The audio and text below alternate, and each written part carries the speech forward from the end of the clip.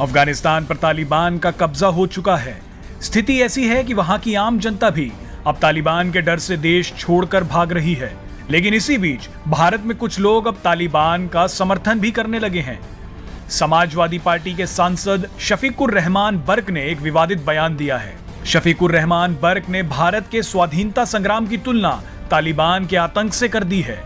उत्तर प्रदेश के संभल से समाजवादी पार्टी के सांसद बर्क ने कहा कि तालिबान अपने देश की आजादी के लिए लड़ रहे हैं और अफगान लोग उनके नेतृत्व में आजादी चाहते हैं। बर्क ने कहा, जब भारत ब्रिटिश शासन के अधीन था तब हमारे देश ने आजादी के लिए जंग लड़ी।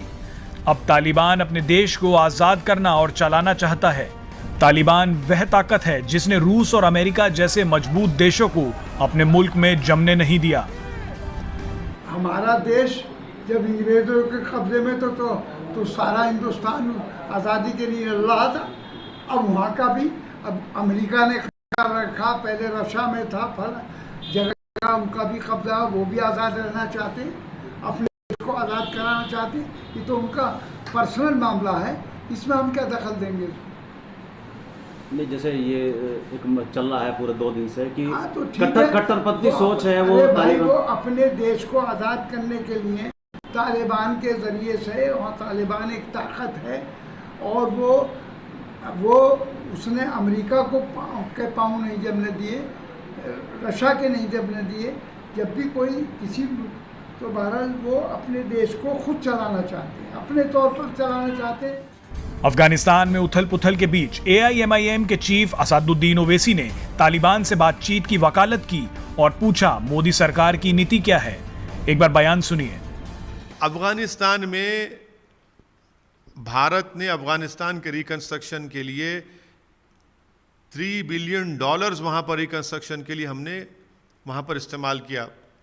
अफगानिस्तान की पार्लियामेंट बनाई, अफगानिस्तान में सलमा डैम हमने बनाया, अफगानिस्तान के स्टूडेंट्स को हमने स्कॉलरशिप दी, ईरान से चाबार पोर्ट को हम बना रहे थे जो वहाँ पर ट्रंप ने सैंक्शन लगाकर काम रुका दिया।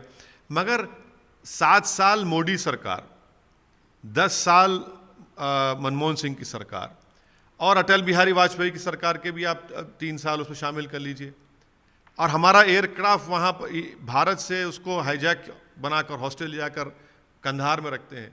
7 साल में क्या किया आपने बताइए?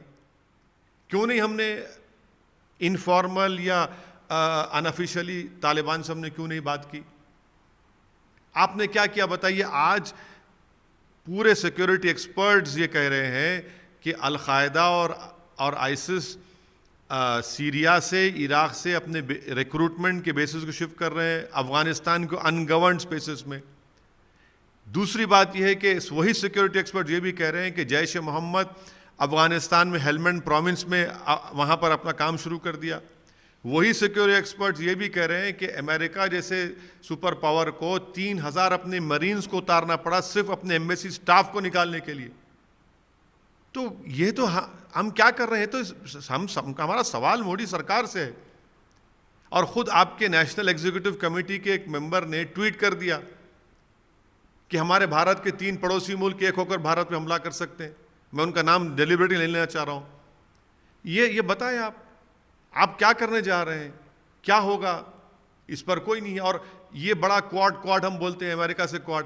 अरे अमेरिका ने तो क्वाड में तो भारत को दूध से मक्खी निकाल के छोड़ दिया। अमेरिका ने उज्बेकिस्तान, ताजिकिस्तान, तुर्कमेनिस्तान से एक ट्रांसपोर्टेशन शुरू कर दिया काबुल तक, जिसमें भारत ही नहीं है। तो हर एतबार से ये आज ये हालात पैदा हुए। तो इसका जिम्मेदार कौन है फिर? क्या हमने $3 बिलियन जो इन्वेस्ट किया रिकंस्ट्रक्शन के लिए, क्या उसका हम भारत को फायदा मिला? अभी तक कुछ नहीं मिला।